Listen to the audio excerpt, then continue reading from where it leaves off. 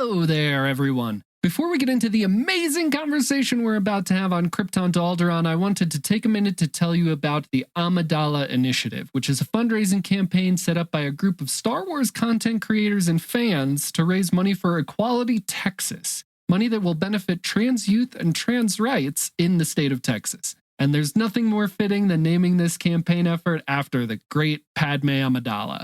The Amidala Initiative has set up a GoFundMe campaign with a goal of $25,000 that will go directly to Equality Texas to support trans people and protect and stand up for trans rights. So, we're asking for your support, and we can all do our part. Please follow at Amidala Helps on Twitter, and if you're able, please consider donating to the Amidala Initiative GoFundMe. You can find all the information on this attack on trans youth and their families, as well as what else you can do to help on Twitter and in the GoFundMe bio. Remember, we are stronger together.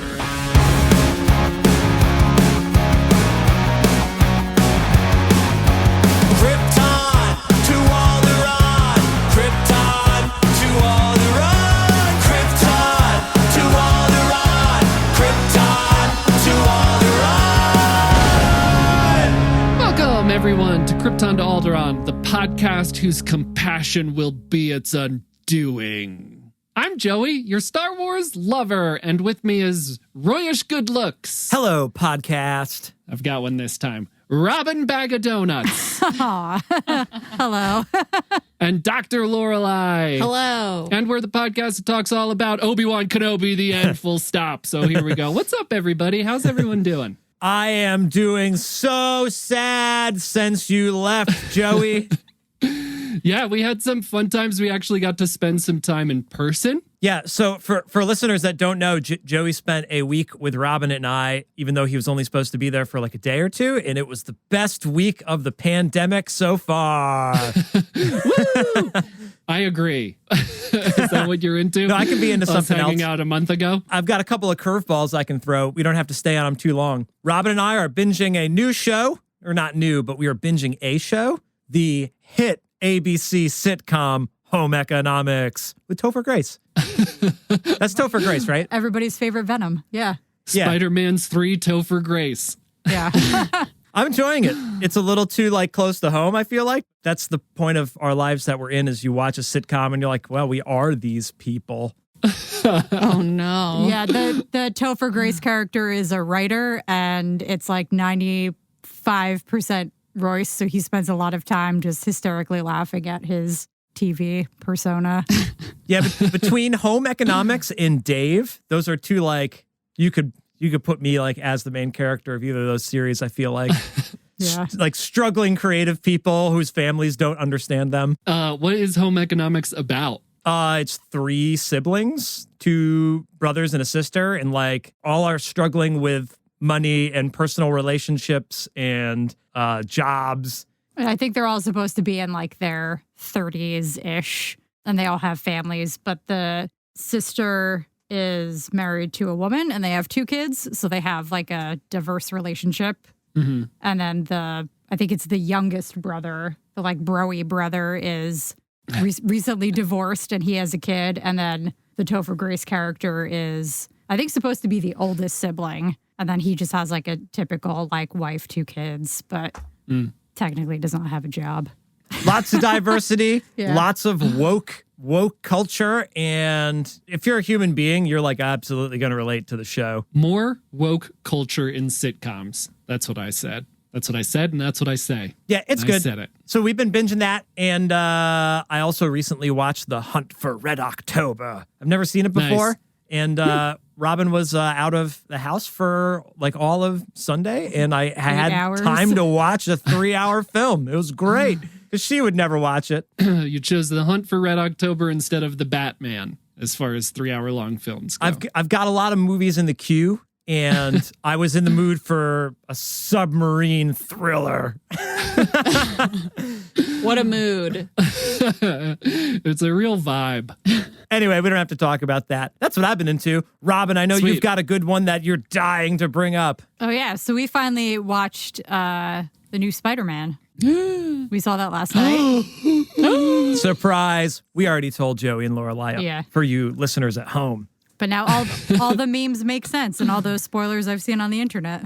Did you have a lot of it spoiled for you before you watched it? I tried not to, but it came out in December? So Yeah. I think we all knew that like everybody shows up. I didn't have any plot points spoiled. Were there major plot points for you? No, I don't think so. But like I would have liked the triple Spider-Man to have still been a surprise. But I like accidentally saw a meme one day and was like, well, it would have been really cool to be like, oh shit, they're all here. But Yeah. I still enjoyed it. It's hard when you can't go to the movie theater and see a thing and you have to wait so long for it to come out. I mean, it's just like takes too long. Lorelai and I saw it probably a month after it hit theaters, and it wasn't official. Like, I didn't see any official spoilers that Tobey Maguire and Andrew Garfield were in it, but we kind of all knew. Kind of a strong rumor. Yeah, at that point, it was still a cool moment when they showed up. The one thing that was spoiled for me, I talk about this on my episode of Krypton to Alderaan. Yeah, I can go back and watch it now or listen to it. Yeah, go and listen to my conversation with Chase and Beza from Fear Queer's podcast about Spider-Man No Way Home. And the one thing that was spoiled for me was Aunt May's death. But when I saw it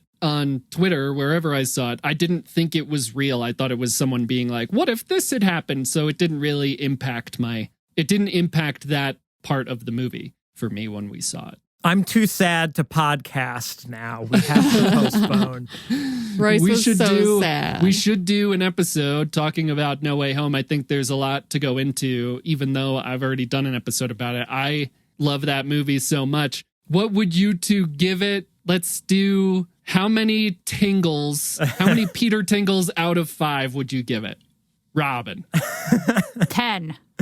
Wow. Yes! 10 tingles. Yes! 10 tingles. Yeah. 10 Peter tingles. I'm gonna stick to the actual scale. I would give it a 5. Yeah, it was good. I can't complain about it. I like they handled the triple Spider-Man thing great. The villains was there was a lot of villains. Spider-Man, so many villains, but Yeah. I had so many feelings. This is the same thing with home economics. If you can make someone feel, then the piece of art actually means something, you know? And there's so many times I was like, don't look at Robin, don't look at Robin. She would have made fun of me so hard if she knew how much I was like tearing up during that movie. Man, Yeah. come on. And then the ending, oh my God, poor guy. Yeah. First of all, be comfortable feeling whatever you're feeling at whatever point in time, Royce. Feel your Everything's feelings. okay. Feel your feelings. Second of all, yeah, it's an extremely emotional movie that took so many risks. It was so comic booky and it took so many risks, and I loved that. And something we talked about on the episode with Chase and Beza was that, yeah, there's a lot of Spider-Men and there's a lot of villains, and it kind of had no business being as good as it was. It was great. And it was still great. Yeah.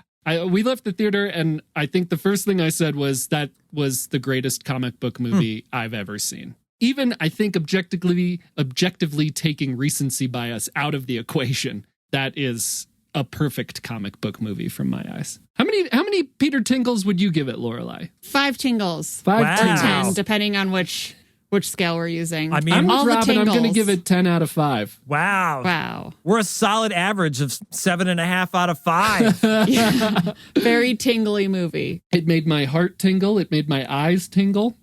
It made my really great, Joey. really great, some really great moments. How many Joey tingles would you give it? Lorelai, what have you been into? Well, I, once again, am into The Price is Right. So good. Even though I haven't watched it yet. But our episode came out today. I've seen a few sneak peeks. We didn't get to watch it live, but man, it seems like it was a really good episode. You get to see me scream until I almost pass out. So this is the March 28 episode for people at Yes. home if you want to check it out. March You can 28. watch it online for free for a week if you don't have a subscription to something that will get it to you for free otherwise. So you have 1 week to watch it. We have to get this episode out toot sweet. Yes. That 1 means week. very sweet. I know. Yeah, just so fun. And it's just funny to see it from the other side, you know. I'm finally. really curious to hear how you feel like watching the production versus being there. Yeah. Because like every Yep. time you popped up, I was like, there's Lorelai. I was like that Leonardo DiCaprio meme, you know? Like, hey, there's Lorelai. Yeah. But you looked like Yeah. you had a lot of fun. Oh, we had so much fun, and they really like hype you up. And so then you're just screaming for an hour straight. So far, the little clips I've seen, they did cut out one bit where, sorry, Joey, spoilers, but I can talk about it now that it aired. But so Rachel wins this dining room set, spoiler. And she afterwards, she asks Drew, she's like, can I go over there? And he's like, yeah, go. And she like runs over there and she sits down at the table and she's like freaking out. And then they cut away from her. But at that point, she reached to grab a glass or like a plate on the table to hold it up, but they had glued everything down to the table. So she like is grabbing things and like they're just sticking, and she was like, oh well, like just kind of kept going. But when she left, one of the producers was like, did they glue it down? And she was like, yeah. It's like a prop table. Yeah, well, I think that the funny thing is that those are the actual items that they would be sending her, but they glue shit down so that if you like get too excited and like knock things over, you don't break it all. But they were like, it's possible, but that the exact one from the set will be sent to you. So like it might have some dings on it. Wow. What a So weird. Game shows are weird. Hey, it when was I so was weird. hanging out with Royce and Robin, we watched some game shows. I don't watch game shows, but we watch some game shows. They're fun. They are fun. They're fun. Robin was like, you're yelling too much, Royce. I was like, I felt like I was there with you guys. Like it's Yeah. totally different if you put yourself in the shoes of the game show. If you know the audience member, that it's probably Totally. very... Yeah, I felt like I was on your team. You were. Everyone's on our team. Well, I can't wait to watch it. It's gonna be so good. I guess that's what we're doing after recording. Oh, for sure. But after Joey watches it, we can rehash the whole episode if you guys want. Yeah. Stay I have tuned a to lot the of Krypton to Alderaan text Insider message group. details, like what kind of car does the person who won a car already drive? And those kinds of things. Wow. Real inside Real baseball insider. moment. Who keeps their prizes? Who doesn't? Do you know who keeps their prizes? Well, I think No one. I think not a lot of people do, but Can you exchange them for money or no? No. nope, You nope. cannot. So like You can exchange them for Prices Right bucks. you can exchange them for any. So like someone won an entire home spa setup with like a sauna and a hot tub and a whole bunch of stuff. And it's like, if she lives in a 1-bedroom apartment, like she's just going to have to give all that up. That's literally She's what I not winning said. it. I was like, what if Yeah. she lives in an apartment? And Royce is like, Yeah. well, she's fucking selling it then. She's buying a house or Yeah. she's winning all that stuff and hoping she can keep it in the parking lot because they just deliver it to your door and that's it. That is like, okay, here you go. And you Wow. have to pay. And you have to pay Taxes taxes on it, which if you live out of state is like 20% of whatever the original retail price was, which is often not the current resale value. Wow. So When you take a dining set off the lot, it reduces half in value. You know? yeah. Or when you win a computer that's a 4-year-old model. Especially if it's all glued down to the table that I guess you also have to win at Yeah. that point. Anyway, What are you into, Joey? To tell the truth? To tell the truth, I liked that show. I was confused sometimes. It's very chaotic. Lorelai and I have been going back and doing what I would consider to be a pretty heavy binge of Stranger Things. heavy Nice. binge. And it's like drugs It's so in my good. vein. I forgot how much I loved that show. I loved that show so much. You know, we just got through season 2, and season 2 kind of falls a little flat, like we've talked about here before. But I think it's because there's like a lack of heart and compassion and sweetness in season 2, whereas like the first one is chock full of it, and season 3 is also chock full of it. So we're just getting into season 3, but either way, I love the show. Season 2 will always stand high in my heart and mind because of Bob the Brain. I love that character yeah. so friggin' much. He was a great character. Yeah. Yep. R.I.P. Man, we haven't recorded in such a long time. I'm into so many things. I'm into hanging out with Royce and Robin. I'm into then coming back and also hanging out with Lorelai. Yeah, that's right. We have a gas leak here in the trash house. I'm super not into that, but I'm super duper into Stranger Things. Super into not blowing up. Yeah. Unless this podcast blows up, tell your friends about our show. Okay, on to the next thing. So, I was with Royce and Robin when the Obi-Wan trailer dropped. and we got to watch it together. Sorry, Lorelai. In fact, they waited all day for me to get back from work to watch it. It was very sweet. I remember that on the text thread, but did. I watched it by myself. Oh, you did? You watched it before today? Sorry, Lorelai. Yeah. Yeah? Well, These faces are not translating. You're too used to live television. I'm really made for television. to tell you what, we'll start doing live streams. I guess the first surprise question of this podcast episode is, do you think we can talk for about 45 minutes about something that happened for a minute and a half? I certainly can't, but I believe in you all. I right. cannot, but I believe 100% in Joey and Marissa's capability to do so. Because Yet we already again. did so.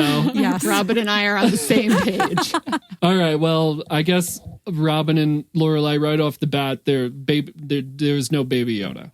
Baby Yoda wasn't in the trailer. Yeah, well, But Pass. little baby Grand Inquisitor a little baby Luke. and little baby Luke. That's true. That's right. We'll get little baby Luke. I bet he'll only be in that scene. Anyway, to start, let's start with saying what we thought about the trailer and did it get us hyped? Robin, let's start with you. I mean, the music, as I would assume it's designed to do so, got me very excited because it's very, Awesome. very good music. And you're like, oh my God, it's Star Wars. But then when I actually think about the trailer and the content in the trailer, it's, sorry guys, it's still Obi-Wan and I still don't care. Well, there you have it. Sorry. Robin, we got to fill a whole hour. I know, so I can't talk about it for a whole hour because that's my thought. Especially Ewan McGregor, Obi-Wan. Hey, you're just not a prequel. You're not a prequelist. So No, if they were like, we resurrected Alec Guinness and we're going to do an Obi-Wan show. Alec I'd Guinness be- deepfake. No, they brought him, they exhumed his body, they brought him back to life, and he is now Obi-Wan. I'd watch He's it. been frozen this whole time. Yeah, just like Walt Disney. You get a very Marvel Zombies Star Wars vibe going on here. Royce, what did you think? Dude, Robin's spot on with the music. Music is fantastic and totally different than the other two TV series so far, which the music has been definitely pretty cool, but the music has not been John Williams. So immediately they're like, the key to hunting Jedi. Dun, dun, dun, dun, dun, dun, dun, dun. Like they play the most badass like Star Wars theme from the prequel era ever. And you're like sold. I was just rewatching it. I watched it like 4 times just now with headphones.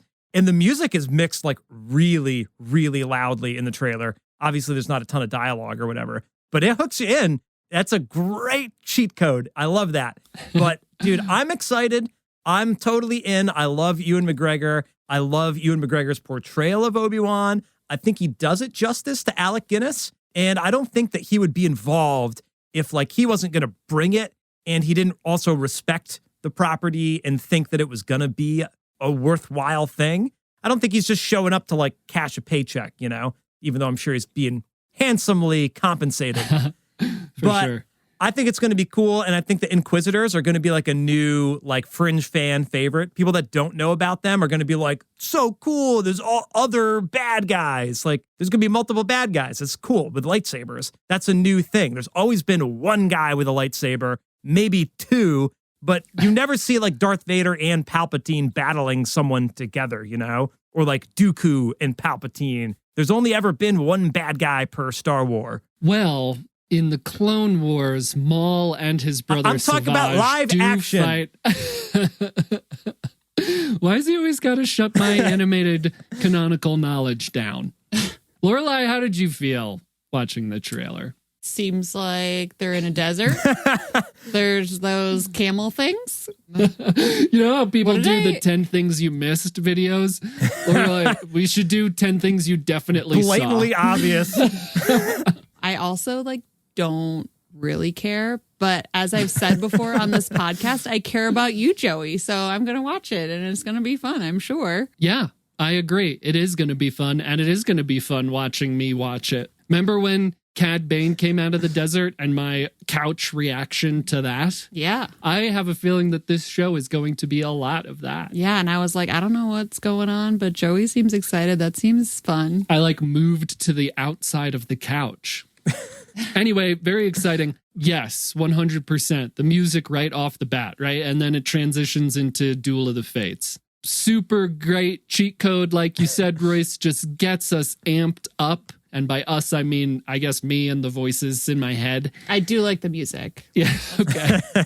Super great. I think it's a really well put together teaser that could make someone excited for the content. I'm super excited for it. And I think I've said to each of you, like, this is the first time I'm excited for a Star Wars live action show. The Mandalorian has been great, and going into season 1, not knowing what it was going to be, and then it was great, and then going into season 2. And going into Boba Fett, not really knowing what to expect either. So I haven't really had like a level of excitement expectation until now. So I'm excited to see the show. I'm also excited that it's got me excited. Like, it makes me feel so much Star Wars, and I think it's because, you know, the music, but also the prequels have had this reawakening over the past 10 years or so. People have really like come out in support of and with adoration for the prequels. And people love Obi-Wan and people love Ewan McGregor. And I'm just excited to see it all happen. I love that it seems like the perfect transition. And again, we're talking about like a 1.5-minute teaser. But there's so much in that teaser, and it made me feel so many things. And it looks like it's the perfect transition from not only from like the prequel trilogy to the original trilogy, but also from like live action to animation to live action, like blending all of it together, which is risky, but looks super fun. Royce, you're the only other one I think here that's watched the animated Star Wars stuff. So we're going to get into like the animated versus live action look of the Grand Inquisitor, which I'm sure we've all seen. But what do you think about that, Royce? Like them taking the stuff that has been introduced in animation and comic books and transitioning it into live action. Like, we're getting the MCU going from movies to TV shows now to movies, but no one's bridging the gap through animation. I think the more that time goes on, the less there's going to be a divide between the live action and animated people. Like you said, you're like, no one knows about the Inquisitors or the Clone Wars, but like maybe this will start bridging that gap without having to watch the animated stuff. Like, people will be introduced into it. I like the animated stuff. I'm not saying it's not good, but there's so many people that aren't going to watch it. But like, they brought in Ahsoka, and she's from the animated stuff, but she's not really developed yet in live action. Yeah. But when she gets her own show, the whole curtain's going to be pulled back, and people are going to like that character that never watched animation, and that'll be cool. And people are going to like the Inquisitors. I'm calling it now. I think they're going to be a favorite of people. Since there's multiple Inquisitors, they all got a red lightsaber, and they look a little squirrely, but that's cool. They're like these Jedi hunters. That is such a cool thing. And if you never knew that existed, I think that's going to be a great like breath of fresh air for people, just like Mando was, where you're like, hey, he's a new guy and a new backstory and a new people. It's exactly the same thing. I think it's going to work perfectly. And for those people that do say, I'm going to see how these things connect to the animation and like go down the rabbit hole, then you're just going to be rewarded even more. But hopefully it's still cool without having to know any of that backstory. That's the only X factor. But I think it's cool. I'm super excited for the Inquisitors. Like, I want good Obi-Wan stuff, but I feel like it's going to be more of an Inquisitor story than anything. Yeah, it certainly seems like it'll be Inquisitor heavy. I guess another thing it ties into, not only the animation stuff, but it's also tying into Jedi Fallen Order. Like, it's bridging the gaps between live action, animation, and video games. And that is incredible. But yeah, but introduction and focus on the Inquisitors, there's only 6 episodes of this show.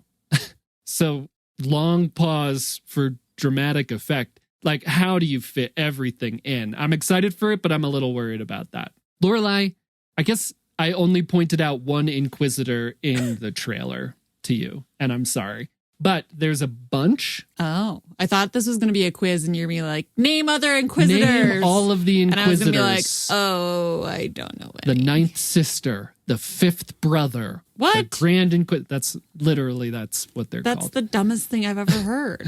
Why are they numbered? So for those of us who haven't watched the animated series or read the comic books, the Inquisitors are a group of basically fallen Jedi that have turned to the dark side to hunt Jedi. It's all coming together. The So- video game, Joey, the video game, Jedi Fallen Order. Did you watch? No, well, you played it for many hours while I was sitting there, and there were Inquisitors that you had to battle. Oh, wow. Yes. We don't know who Obi-Wan is like talking to in the trailer. So maybe he's talking to that one Inquisitor. I don't know if they've released her name yet or not, but the one Inquisitor that we see in the trailer that's like actively hunting Obi-Wan and stuff. I wonder if he's talking to her, and we don't see her again ever after. So maybe he'll like turns her back to the light side and he's like, we lost the war, just go and hide kind of thing, which I think would be neat. But I think there's super awesome I think they're incredible villains in general. And I think it's amazing they're bringing them into live action. And Darth Vader in the beginning did not like the Inquisitors. He was like, I can do this myself. And I think they were kind of forced upon him by Palpatine or somebody to like, obviously other dark side users who could be out there and hunting the Jedi. Make it more efficient. You know, Palpatine was always about efficiency, making everything run smoothly. I went a little bit off the rails. So, Robin, did you have any introduction to the characters of like the Inquisitors and stuff before this? Did you watch any of that animated stuff with Royce? No,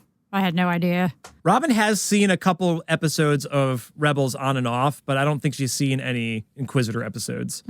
It's hard because I know you don't like Obi-Wan and might not be as excited about this show. But I think that sometimes the villains make or break the show, right? They're very compelling characters, and a lot of times they have a lot more depth than the hero. Robin loves a creepy bad guy.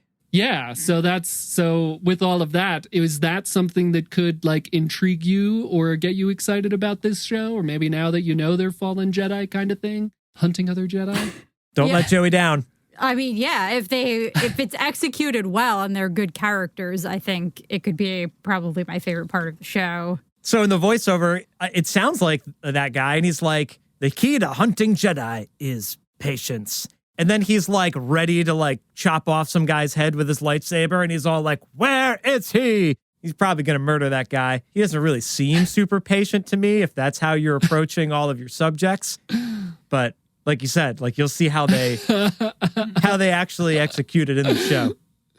Execute that guy in the show is what they're gonna do. No, I don't think the Grand Inquisitor is very patient. He used to be a Jedi, he used to be a temple guard, and Jocasta Nu really pissed him off. She was the reason for his downfall. She was the librarian Jedi in the prequels. The key to hunting Jedi is being patient, which is why I'm terrible at it. That's his helmet right there in my background. Look at that. Listeners who can't see, I'll post a picture of it, but I love the design of the Temple Guards and I love the design of the Grand Inquisitor. And is that a good transition into talking about the design, Smooth. quote unquote, of the Grand Inquisitor into live action? Yeah.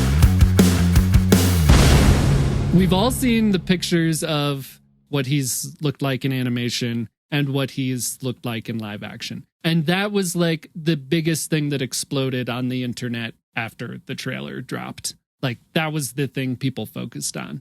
Showing my cards, I'm not very concerned about it, which is weird to me because I'm usually pretty critical about like story elements changing or canon changing or any of that stuff. I'm getting less so, but like, I don't know, there's something about the change in design that doesn't really bother me all that much. But Royce, again, I'm going to go to you first as someone who's like watched the animated stuff. Is there a disconnect there for you? How do you feel about that? Well, I mean, when you put them side to side, yeah, they don't look much like each other. But Yeah.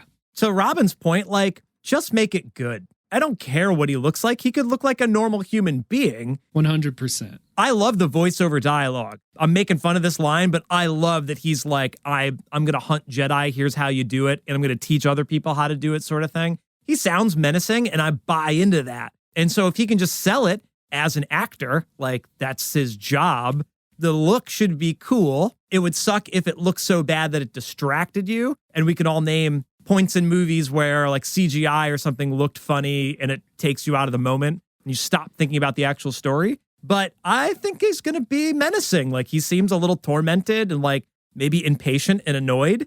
And that is going to make for a great bad guy, you know? Like the Kylo Ren, you know, like smashing stuff and like visceral energy and anger of the dark side. That's the character, I think, anyway. So as long as it sticks to that, I don't really care how he looks. Although I do hope that they tweak it a little bit, because like you said, I don't want that to be the story. Like, that's dumb. Let's talk about something other than like this arbitrary detail. Even though I do love nitpicking arbitrary stuff. And I think it is fair if you're like, he doesn't look how he looks like in the cartoon. But there's also many, many other examples that people have pointed out, like Vader doesn't look like Vader in the cartoon. Nobody does at all. So it's just kind of silly to compare the two. They're totally different mediums. Like, grow up. You ever read the book? There's no fucking pictures in the book. You got to like make up what they look like. You can't judge, it's apples and oranges, Yeah, it's different artistic preference, and it's different. Oh, there's so many differences. And like so many of the characters don't look the same. Obi-Wan doesn't look the same in the prequels as in the original animated Clone Wars movie, as he does in the Clone Wars TV show, as he does now in the Obi-Wan Kenobi show, as he does in the original trilogy. So it's hard. It's just hard for me to be like, we shouldn't nitpick, because I do that with everything else. And I just don't have a good grasp on why I don't feel the same way about this as I do other things. I mean, I guess I don't have the language for it. Robin, who's typically a fan of animated things, we're going to get to that maybe with the surprise question. But when you see something like this, what do you think? I mean, because you have no frame of reference for the animated TV show. So did it impact you at all when you saw this character in the trailer? No, I would have had no idea had you two not immediately been like, look at what he's supposed to look like. Yeah, so that's a little bit of my point too. Like, the people who don't know, you're ruining it for the them. Animated stuff. Well, the people who, exactly. The people who don't know the animated stuff have no frame of reference. Do you think he looks cool, Robin? In the trailer? No, I think he looks pretty stupid, and I think he looks extra stupid now knowing what he's supposed to look like. Yeah. Wish I could remember, but I think I sent you like a funny meme about that where they were like, LOL, just put lines on his face. Yeah.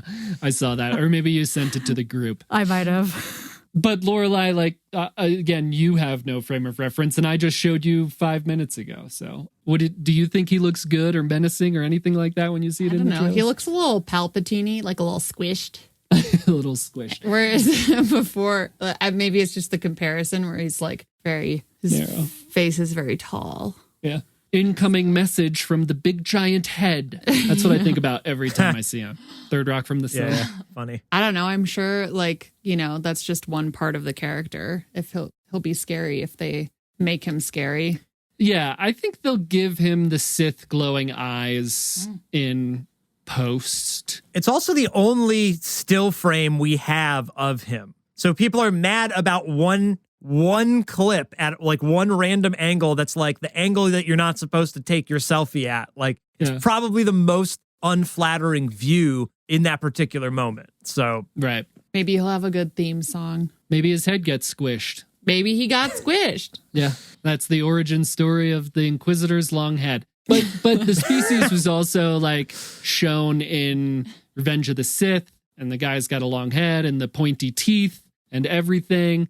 But like, he couldn't move with everything that they had done to that actor to put him in that the prosthetics and the suit and the outfit. He couldn't move around. Like, he couldn't turn his head. It's the Batman 89. You can't turn your head. You can't move around. So it's hard to do prosthetics with it. First of all, it's impossible to keep everybody happy. If they would have done it CGI, we would have seen CGI and people would have been like, why can't they just? Or prosthetics is the same way. I mean, everybody flipped out when Ahsoka's Leiku weren't the right length, but it's hard to do that with prosthetics, and they couldn't just CGI. And you're not going to make everybody happy. This all comes down to them actually producing the show. So yes, dollars or time. They're like, he's going to look more like a real person than this character species has looked in the past, because he's got to do acrobatics. So he's going to look normal so we can do the show more easily. This is like no different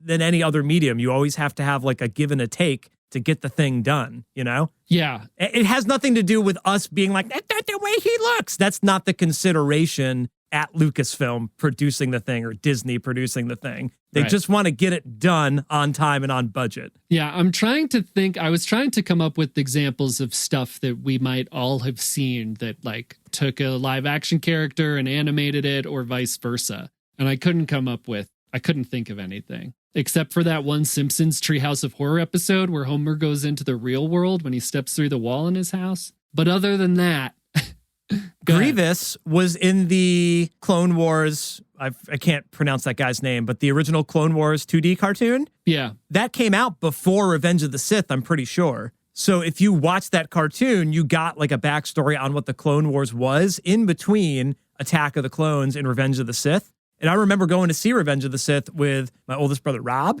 and one of his buddies from high school. And he was telling me all about this. I'd never seen it. And he was like, yeah, Grievous and this, like, there's all this backstory. I never saw it at the time. But Grievous was in that cartoon, and then he was in Sith. So I don't know if that counts, but similar. Yeah, I guess that's similar. I was trying to come up with something like that's ingrained in all of our minds where we could point to and be like, oh, well, they obviously exaggerated their features to make this change. Like, maybe it's because I'm such a fan of animation and comic books, and in animation and comic books, features are exaggerated to make a point or to make the character look more menacing. Like comic book and animated villains are pointier, like their features are pointier and all that stuff. If I had been able to come up with an example, my question would have been like, what would it be like if the live action version of the Inquisitor came out before the animated version? And like taking it from live action to animation and exaggerating the features and making him look more menacing. I don't think there'd be a conversation. Yeah,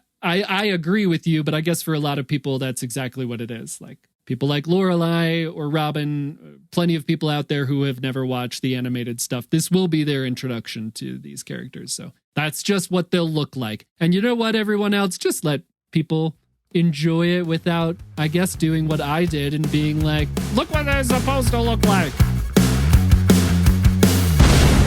What was your favorite moment of the trailer, Lorelai? I think when he's looking at Luke and he's like, stay hidden or whatever he says. Yeah, I love that moment. Robin, what was yours? Did you have one? I did not pass. The music. Does the music count? Sure, yeah, we'll go with that. I think the music absolutely counts. Yeah. Royce? Yeah, I got to go with Lorelai. The Luke moment is like, at first, I had a kind of prequel gut reaction of like, that's stupid, Luke, that's dumb. But then the second time I watched it, I was like, I was that kid. Yeah, right. You're holding Pew, pew, like, pew. you know, a baseball bat and you're pretending it's a lightsaber. Like he's pretending he's in an X-Wing there or whatever, like his T-16 flying around, pretend like, oh my God, that is every Star Wars kid, you know? So that's definitely my favorite moment there. And like you said, that's the only time we're going to see Luke. That would be kind of a bummer that they gave that away in the trailer. But I think that is kind of a sweet moment. Yeah, I don't know. I'm just feeling like they can't focus too much in on Luke other than like maybe Obi-Wan has to leave Tatooine and go to that other place so that no one's wise to Luke being there. You might have just talked me into that being my favorite moment because of the meta-ness of that being like every Star Wars kid, like every Star Wars fan kid out there. You're going to tell me you never went, pew, pew, pew, every single Star Wars kid. Yeah. No, I love that. I 100% love that. It's taken me a long time, but I love the prequels and the original trilogy and to some extent the sequel trilogy. And I adore all of the animated stuff. The animated stuff is some of my favorite Star Wars, and I love the comic books, and this is filling me up everywhere. So it's really hard for me to pick a favorite moment because like with each moment in that trailer, there's something new that I point to and be like, oh, like when they fly up to Fortress Inquisitorius, which is what that fortress in the ocean is called. The breath was taken out of me that they would even put that on the screen. So that was one of my favorite moments when we see the Inquisitor light up his lightsaber. Just seeing Obi-Wan, when Obi-Wan's sitting there with what is probably an alcoholic drink next to him because he's kind of a lush. So many favorite moments, but maybe you just convinced me that Luke moment takes the cake. Okay, surprise question time. Based on what we talked about here with like Obi-Wan bridging the gaps between all these different media and bringing characters from animation into live action, I'm curious what animated character you're a fan of across anything, doesn't have to be Star Wars, that you would like to bring into live action, you would like seen in live action, or vice versa, a live action character you would like to bring into animation, see what they look like. I don't think I have one because I'm pretty picky. Like I don't like in general when they flip flop them. I don't think I would want to see a cartoon made into live action or. You wouldn't like to see Grunkle Stan IRL? I think that would make me very upset. Let me pitch this to you because maybe this is a guilty pleasure of mine, but I'm kind of a fan of like these gritty live action things created based off of like sweet cartoony things. So if a fan made a like live action episode of a gritty live action episode of Gravity Falls, you wouldn't be into it? No. No. Especially if a fan made it. Well, Yeah. was that, I mean, I know it's not animated, but was that Power Rangers thing that happened a few years ago a fan made thing? I can't remember. Remember they had like a really gritty R-rated online like YouTube film of Power Rangers set so many years after the original ended or something. I thought that was a fan made thing. Yeah, I really liked it. I thought it was awesome. But like I said, maybe that's a guilty pleasure of mine. Royce, do you have a thing? Yeah, I'm trying to think what would hold up because I think that's the issue with the question that Robin is getting at is like, if you take Gravity Falls and make it live action, it's no longer the thing you fell in love with, which is the Inquisitor situation. And so I'm thinking, I'm like, what are like things that I love, like cartoons that I like anyway, like The Simpsons, like that would not, they're yellow, like they have to be yellow. So that would not really work. That would be really weird. Marge is like blue hair. It'd be wild, you know? Some series might not work. And in Gravity Falls, I think we pointed this out when you were hanging out that like some characters have 4 fingers, some have 5 or 6. Like It's wacky. But so King of the Hill is like the most, Oh, no. it's the most regular people cartoon that I can think of ever watching that I enjoyed as a kid. And that could translate well. Like Mike Judge has already done that same kind of comedy humor setting in TV or like in film. So I feel like you could probably take those characters and do them with regular actors and it might still work. Not that I want that, but I think if you're going to pick a property that's going to translate from 2D animation to live action, they have 5 fingers. Nobody, like, they don't have the Inquisitor thing where they're not like long and like the proportions are to that of a human being. So I think King of the Hill would work. I think that's Trailer Park Boys or like Letterkenny already. So it already has worked to some extent. Yeah, I mean, I sort of wanted to pose this question with the idea of being like, see, the Inquisitor thing isn't so bad because you could take a live action character, a live action show, and you can do so much more in animation. So like with The Boys, right? Okay, so The Boys, they can do whatever they want in the live action because they have as much money as they need to do anything. But they made an animated version of the show or an animated like in between seasons of the show where you could do so much more just based on the media than you could in live action. Lorelai, do you have an answer? Is it SpongeBob? No, it's not SpongeBob. I don't really have an answer, but that's also because like I don't really watch animated shows. But what about something from when you were a kid? Okay, well, they've already done all the Disney movies and that didn't work out great, huh? That's kind of the point that can bite my point in the butt. Well, I think it's like one of the perks of the medium for animation is that you can do whatever you want, right? You were just making this point. So I think you either have to go from like fantasy world to live action fantasy world, which is what Star Wars is doing, right? Where like you've already suspended some of your disbelief with Star Wars because it's not meant to be real. You take that back. Sorry, not meant to be real. In which case it is kind of silly that they didn't decide to make him look less human. It's like in Star Wars, that's kind of one of the things about the movies that everyone loves is that they can do anything. Like they get to make up this whole new world. And so why wouldn't you just like reach for it and like do something kind of crazy? So I guess my point is like you have to have like the genre still has to like follow through and be like fantasy or sci-fi or some sort of genre where you really have to suspend your disbelief across that change in the medium, the media. That's the plural of medium, right?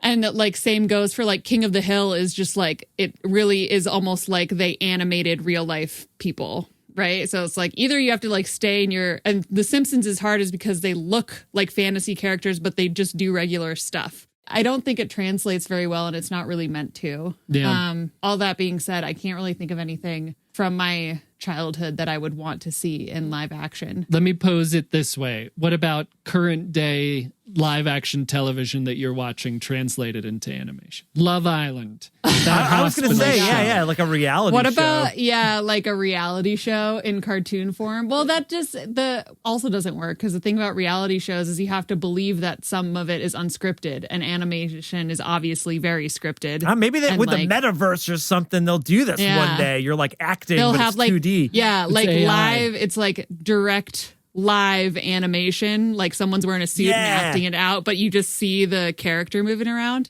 Oh my Okay, God, cool. Fox is already going to do this because they have, isn't that what they're doing with The Masked Singer now? They're doing like a digital dude, yeah, this is Oh, coming. really? This is coming. Okay. Yeah. It's coming. Well, I'll maybe watch it. I don't know. At that point, it's like, why don't you just watch the real people? Unless it's going to be sort of like Love is Blind, where they're like watching each other's animation. They don't really know what they look like. Oh, like The Circle, but with animated Love is characters. animated. Love is animated. Love is a cartoon. All right. I don't know. We'll make anyway, it. we'll brainstorm it. We'll figure it out. Joey, what would you like to see? I did think of an answer. This hasn't gone exactly the way I thought it would. I was the regular show. Ah, Can you imagine? It's a bird and a, what is that? Raccoon? yeah, raccoon, I think. Yeah. Squirrel? No, like I said, I guess I have lots of answers because I like when they take like an animated thing and turn it into a gritty live action version or vice versa. So I think the regular show would be something that would be really fun. I like what they did with The Boys. I like what they're doing with Star Wars. Invincible, which is a great comic book run and a great animated show on Amazon.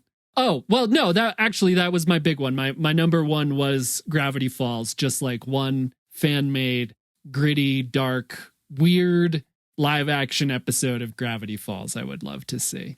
So that's my answer. We did it. All right, listeners, we want to know, what cartoon would you ruin by putting it into live action?